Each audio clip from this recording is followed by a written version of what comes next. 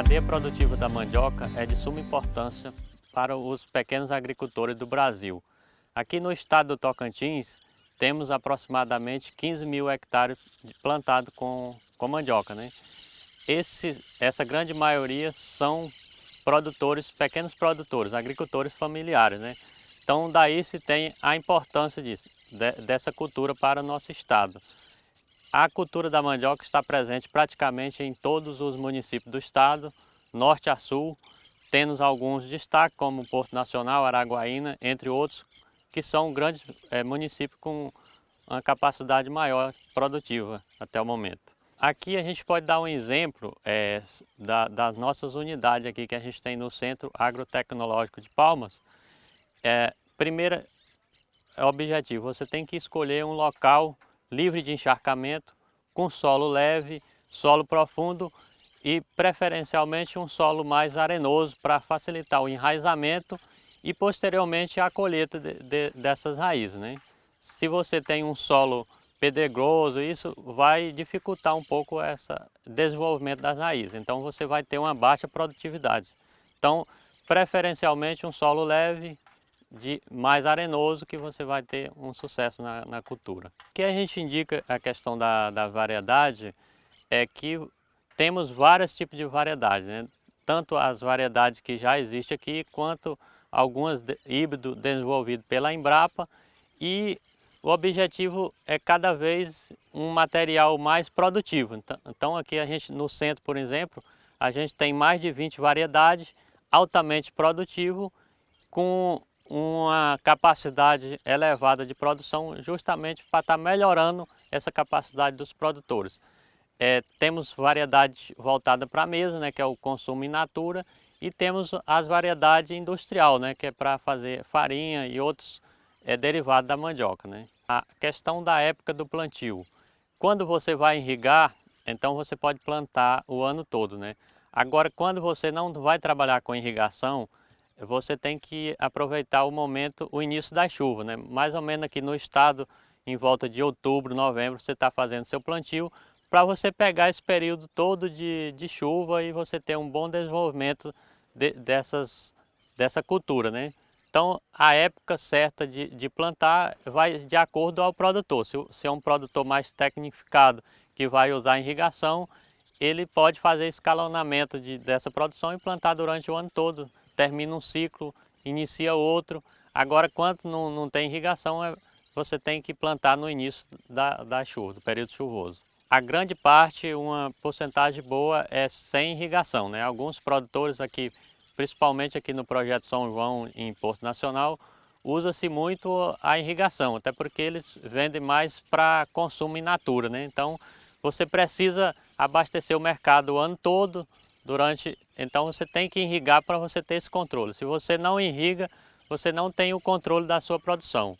Então aqui, durante o ano todo, ele está irrigando e tem. Mas a grande parte dos plantios do estado de Tocantins ainda é sem irrigação.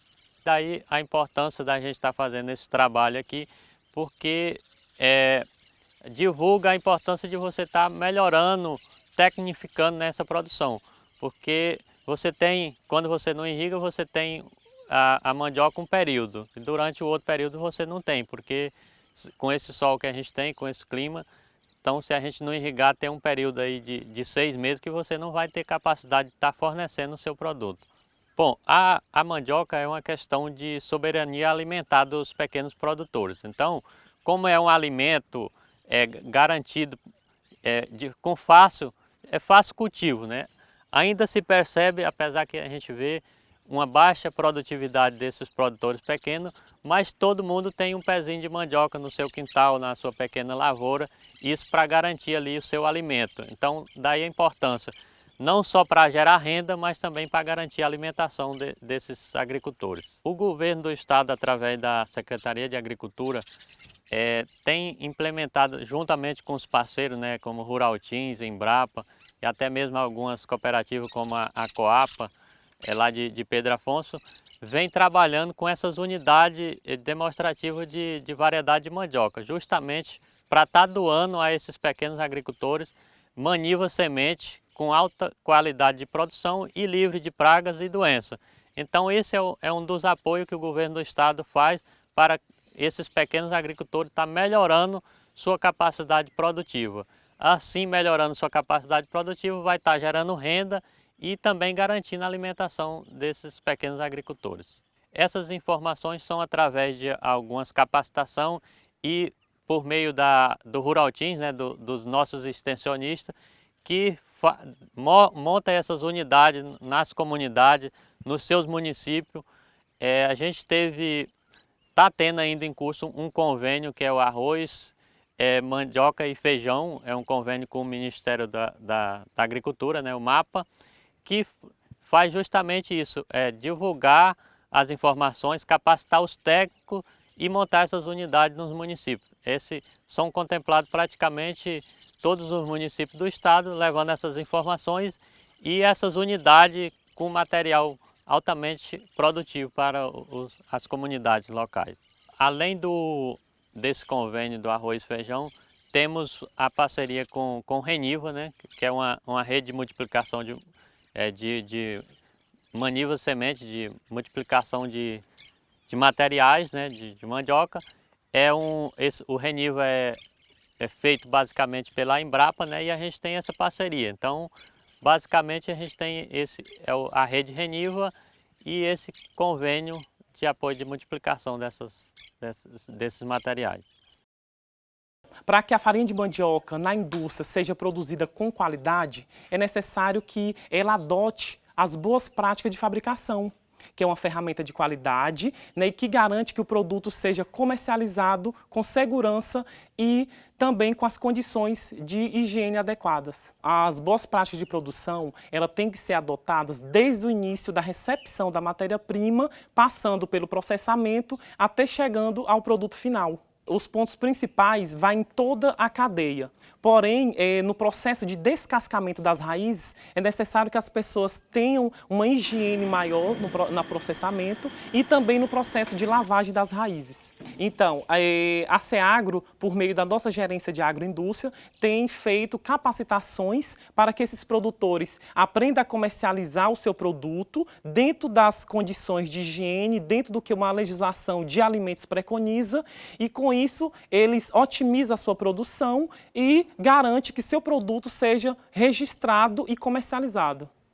Então, as estações móveis de trabalho de processamento da farinha de mandioca são os equipamentos que otimizam a produção. Ele usa a energia elétrica, né, para fazer a rotação dos equipamentos e ele otimiza a produção, ou seja, você consegue controlar, né, uma produção, ele aumenta a produtividade e também faz com que facilite que o produtor consiga fazer o transporte desse equipamento em uma unidade e mais pessoas sejam beneficiadas com a produção. Para a indústria, a SEAGRO também faz o trabalho de campo, né, desenvolvendo algumas variedades e fazendo a multiplicação para os produtores. Então, a variedade que foi indicada para a indústria é a variedade Formosa, que chegou a produzir 35 toneladas por hectare e, com isso, está sendo a mais indicada para o processo de fabricação de farinha. A gente pode dizer que ela também é saborosa?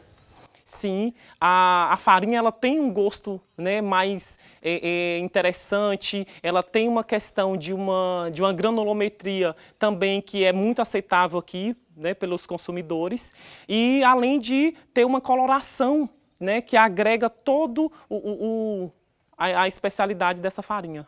A gente capacita, né, os produtores, mas a gente leva em consideração a forma em que eles produzem, como é que ele aprendeu a produzir com seus pais, com seus avós. Então a gente leva em consideração o conhecimento tradicional, né, que eles têm, e aí a gente agrega com um pouco de tecnologia que a gente passa para ele, e com isso quem sai ganhando é o consumidor final, que vai ter um produto, né, mais aceitável, gostoso e que possa ser comercializado legalmente. É importante que a gente consiga, né, resgatar essa cultura de fabricar farinha. Então, assim, hoje é importante que a gente tenha farinha porque ela é utilizada em várias preparações, né, na indústria, em restaurantes, mercados. E com isso, eles vão estar relembrando sua produção e com isso eles vão estar favorecendo que o consumidor final, né, tenha uma boa aceitação desse produto.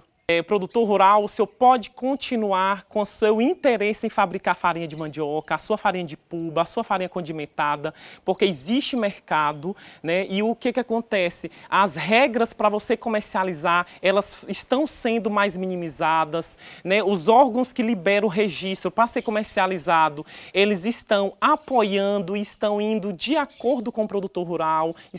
E com isso o senhor pode ter uma renda, né, que seja favorável para você e para as suas famílias. Então, produtor rural, é possível sim, né, a gente, nesse período de pandemia, conseguir comercializar um produto com qualidade, né? Então, assim, a gente vai ter mais cuidados com a higiene, com a utilização de máscaras, né? E com isso, você vai poder produzir, continuar produzindo, para que não falte alimento para muitas pessoas que estão precisando, que estão passando necessidade.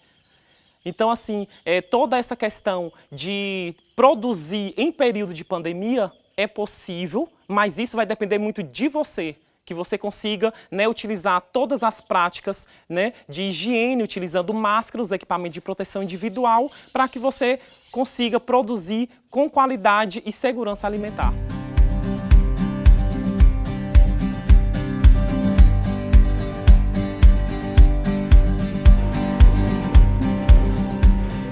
Os nossos agricultores vão ter capacidade de estar assistindo, de estar vendo a Agrotim das suas residências e com segurança, né, que a gente está prezando nesse momento que a gente vive no mundo.